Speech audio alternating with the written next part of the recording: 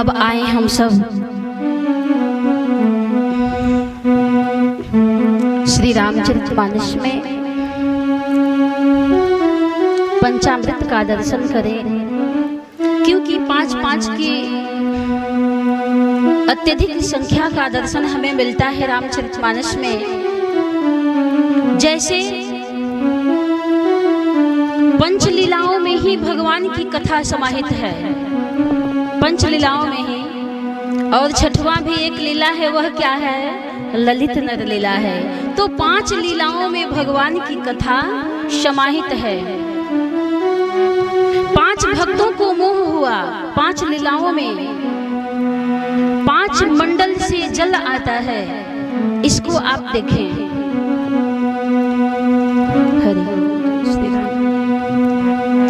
और 5 तत्व से सृष्टि का निर्माण, 5 तत्व से हमारे शरीर का निर्माण। जथा ब्रह्मांडे तथा पिंडे कहा गया है। 5 तत्व से हमारे शरीर का निर्माण है। वो तत्व क्या है? क्षिति जल पावक,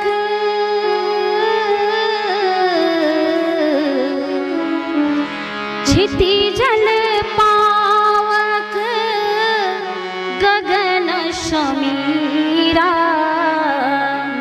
अपंच रचितयति अधम शरीरा, पंच रचितयति अधम शरीरा। क्षितिजल पावक गगन समीरा, अपंच रचित अति अधम शरीरा।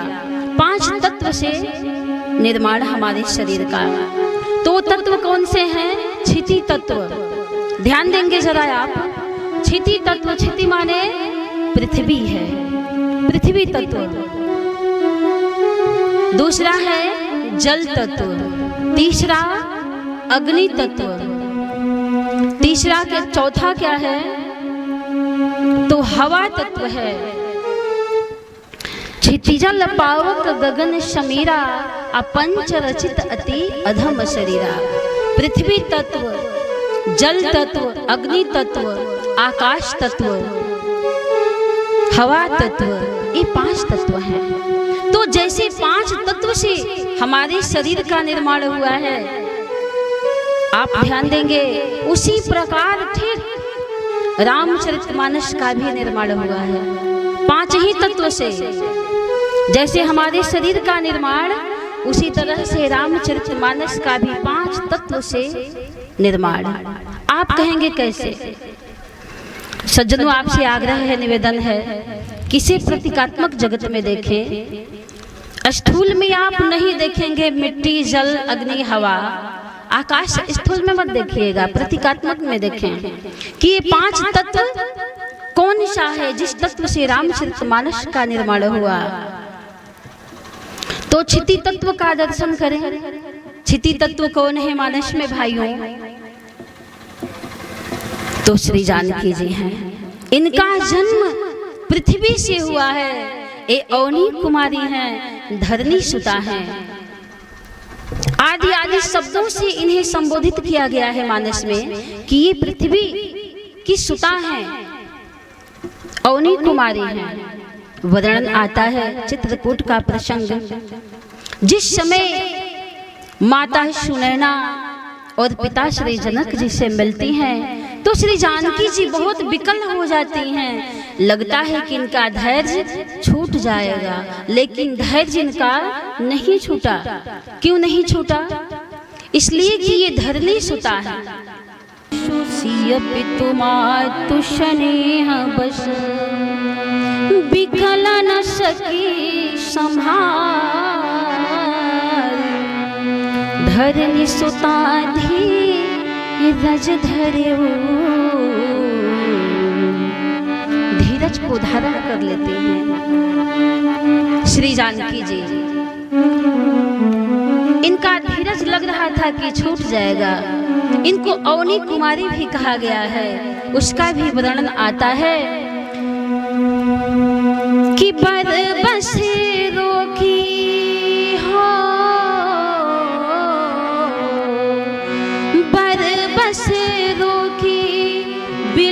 पोषण बारी धरि धीरज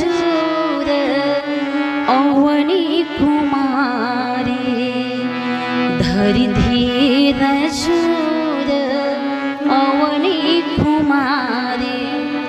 तो इन्हें धरनी सुता अवनी कुमारी शब्दों से संबोधित किया गया। धरनी सुता धीरज धरे समय सुधर्म विचारे। इस समय का विचार करके मन में धैर्य को धारण करती हैं। तो ये मानस में क्या है श्री जानकी जी? तो पृथ्वी तत्व है। अब हम दूसरा तत्व देखें तो क्या है? जल तत्व है। विचार करेंगे पृथ्वी तत्व आ गया, कौन? तो श्री जानकी जी। जल तत्व कौन है? तो श्री संत भरतलाल जी हैं। इनको विष्णु कहा गया है, विष्णु की उपाधि दी गई है। और विष्णु भगवान का निवास कहाँ है? तो जल में है। नारायण क्यों कहा जाता है जी? विष्णु भगवान का नाम एक नारायण भी है। तो नारायण का अर्थ क्या होगा? नार माने जल और अयन माने घर। जिसका जल ही घर हो वो कौन है? वही तो नारायण है। तो विष्णु भगवान किस चीज के देवता हैं? ये पालन के देवता हैं। शंकर भगवान संहार के देवता हैं और सृष्टिकर्ता ब्रह्मा जी हैं। इस सृष्टि निर्माण करने वाले हैं। तो इनको विष्णु कहा गया है। मानस में दर्शन मिलता है कि विश्व भरण हो, विश्व भरण पोषण कर जोई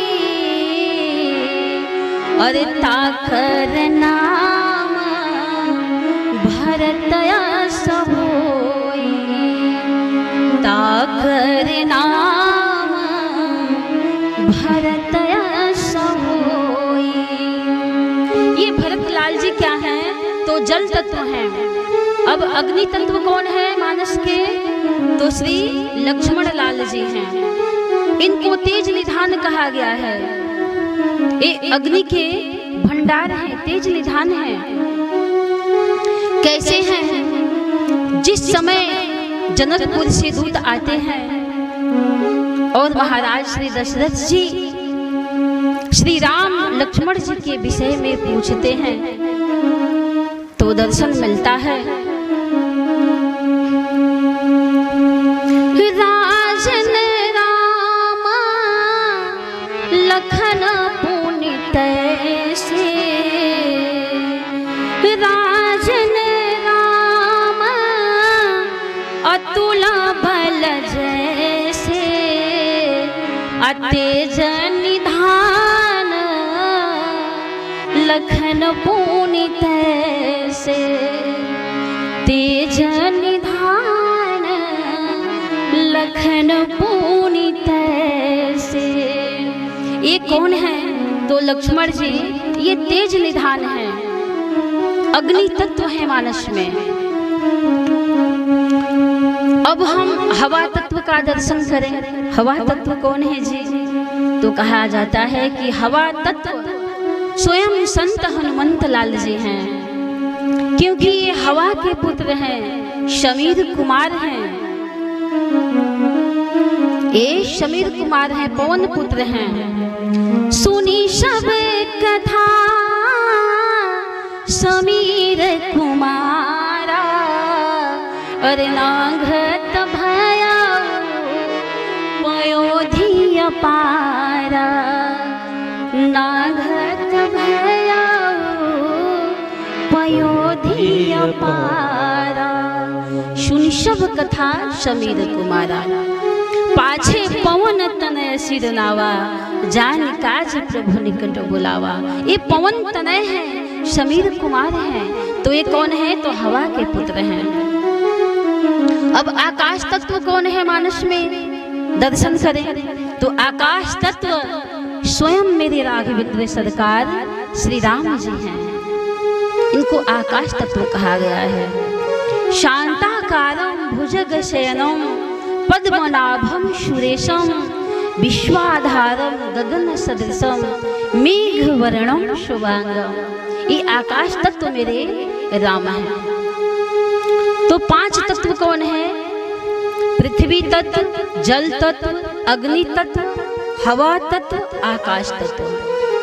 मैं पूछूं कि इनमें से महान कौन है? सबसे महान कौन है? 5 तत्वों में से कौन है भाई? तो वह है हवा तत्व है। 4 तत्व रहते हैं हमारे शरीर में, केवल एक तत्व निकल जाता है। वह कौन? प्राण वायु। श्वास जब निकलता है, प्राण निकल जाते हैं, तो बताइए चारों तत्व क्या करते हैं? निरर्थक हो जाते हैं। ये शरीर किसी काम का नहीं रहता है। शरीर निश्चेष्ट हो जाता है, मुर्दे के समान हो जाता है।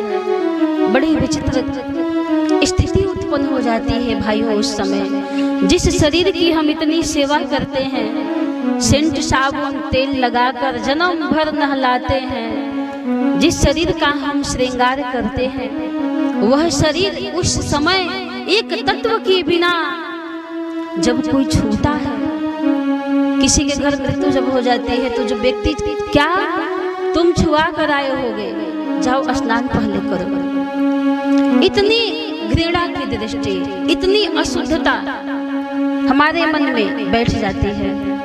4 तत्व तो पड़े हैं आपके सामने, एक तत्व ही तो नहीं है। वह है हवा तत्व, वह है वायु तत्व, प्राण तत्व, श्वास तत्व। सबसे यदि कोई बड़ा है तो वह है। ठीक उसी प्रकार से मानस में ये 5 पात्र हैं।